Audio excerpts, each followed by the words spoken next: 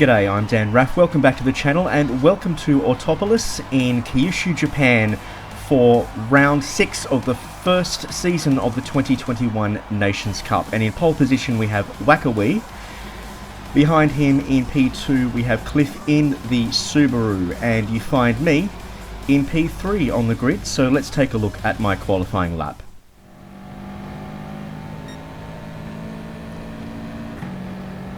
And my best lap during the qualifying session was the first flying lap. I think I got 3 in, but was unable to improve on the first one. My best time in practice was a 1:12.4, which I was pretty happy with, given it's only, what, I think a second and a half outside of the top 10, which is actually pretty good for me. So about this race, it's extremely short. It's only 12 laps. Tyre wear and fuel, not an issue, although tyre wear does start to creep in towards the end of the race, but no need to pit. This is a straight sprint, and I believe this is the shortest race of the season so far. I don't know what it is with the Nations Cup races, that they are so short. But yeah, really this race was over almost before it started.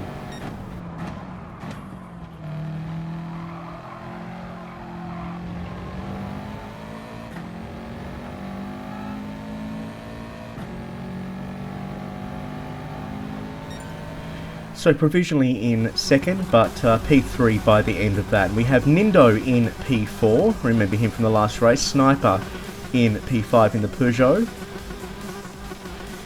Race 882 in the Mazda in P6. South Oz in the McLaren in P7. Ray in P8 in the V-Dub. And Fastbus in the V-Dub as well in P9. Renegade 4701, another YouTuber, in the Audi on P10. And in P11 we have Grumpy Bum back again in the Jag. Mopar, who I've raced against before, in the V-Dub in P12. And Boo Griffin in P13 in the Renault. And Lemux in the Peugeot in P14. No IDs left in P15, or Noids as I'll call him. And DJ in P16 in the Renault. And Contagious is back in P17 in the Audi. And Carol Baskin's here in P18 in the McLaren. And Julian in P19 in the Audi. And rounding out the grid in P20 we have Poppledonk again in the V-Dub. So we get ready for a grid start here at Autpololis, and you're not going to believe this, I actually get it right this time.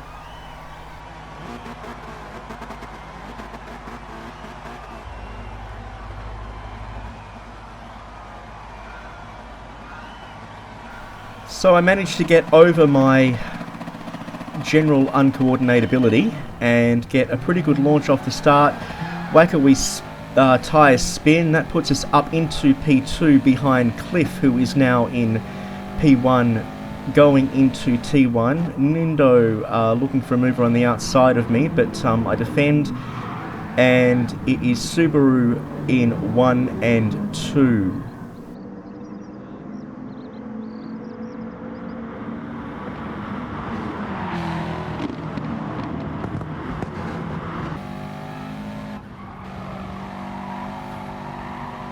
And around the double apex left into the hairpin.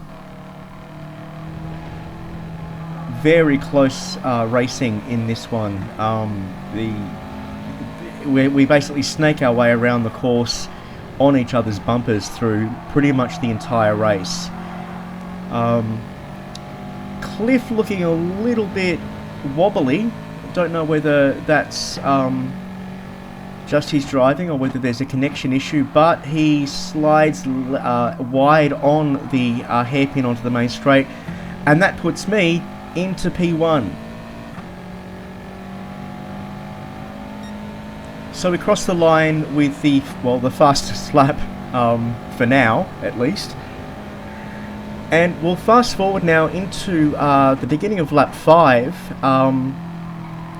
And the gap that you see back to P2 has been pretty stable through the last few laps. I've managed to maintain about a 1.3, 1.4 second gap back to P2, and I'm just really trying to take it easy and trying not to, you know, make any silly mistakes, because at the moment I'm thinking I could win this.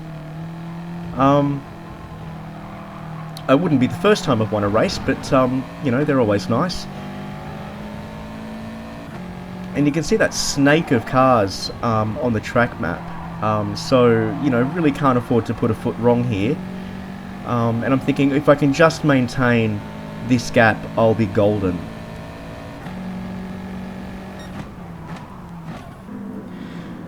And as I come around the final hairpin onto the main straight to begin lap 6, I'll move into cockpit view, as this was my fastest lap of the race.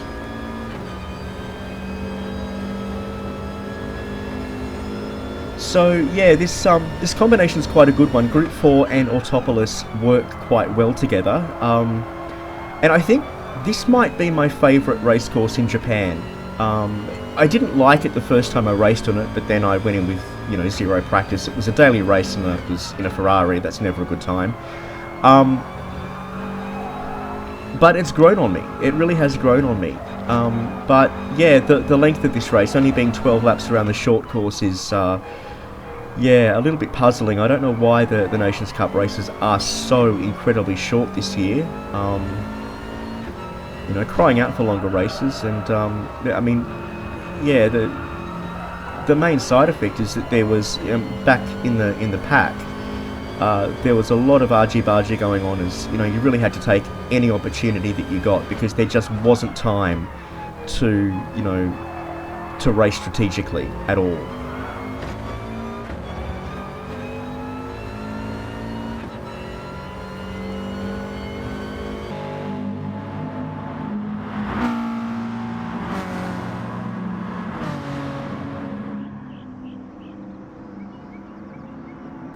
So as I lead the pack into T1, so 1:13.8, again, about a second and a half slower than my best lap in practice, but that's to be expected in racing. It, you know, I've never had a fastest lap in the race that's been faster than practice.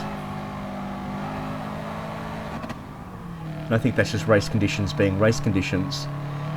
But as I come up to the sweeping left, I carry too much speed, I understeer, I go wide, and although I recover fairly quickly, that mistake costs me a ton of time and drops me right back to P4, and I was really mad at myself for that. All I had to do was not stuff up, and I stuffed up. And now I'm in P4, which I think it's the worst position to finish a race. You know, just outside the podium. It's insult to injury. But we'll skip forward now to lap 9. And I've decided to make a move on Nindo up the inside of T1, which I do get done, and this begins a battle for P3 with Nindo.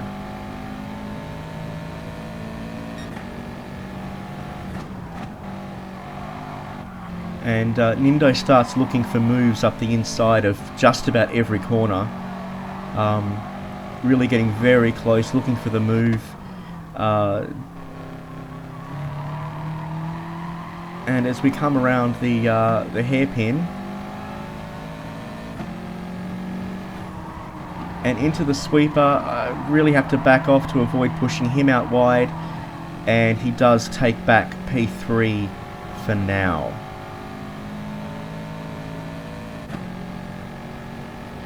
As we come up into the second hairpin, I get a better entry and a better exit on onto the main straight and do take back P3 as we start lap 10, but he is well within my slipstream.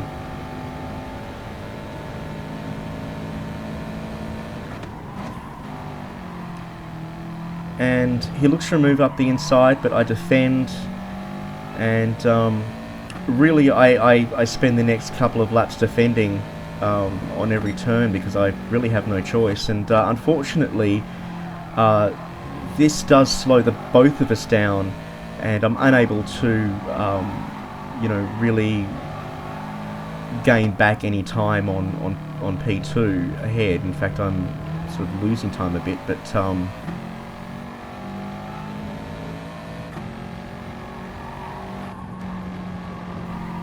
around the left sweeper, which is, again, it's a deceptive turn. It looks fairly easy on the map, but it will push you wide if you let it.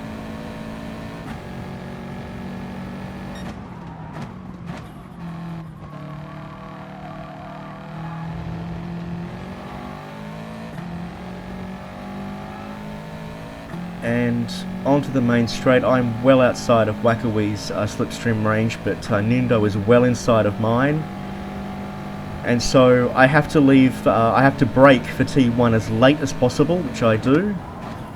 And Nindo tries a dive bomb up the inside. That doesn't work out. I get the cutback, and I take back or keep P3. And so as we begin the final lap, the gap back to Grumpy Bum, who has now taken P4 off Nindo, is hovering around the 1.3 second mark. And unfortunately Wackawee's too far ahead for me to make a bid for P2, and I don't know whether my mistake cost me the win.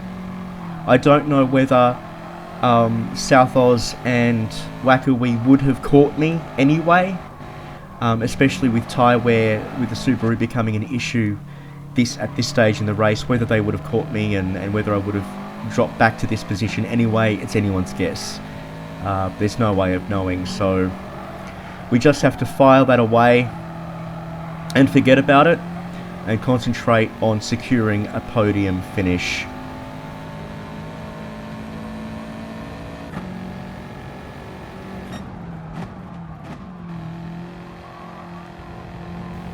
And so around the second hairpin for the last time, onto the main straight, and I do manage to hold on to P3 for a podium.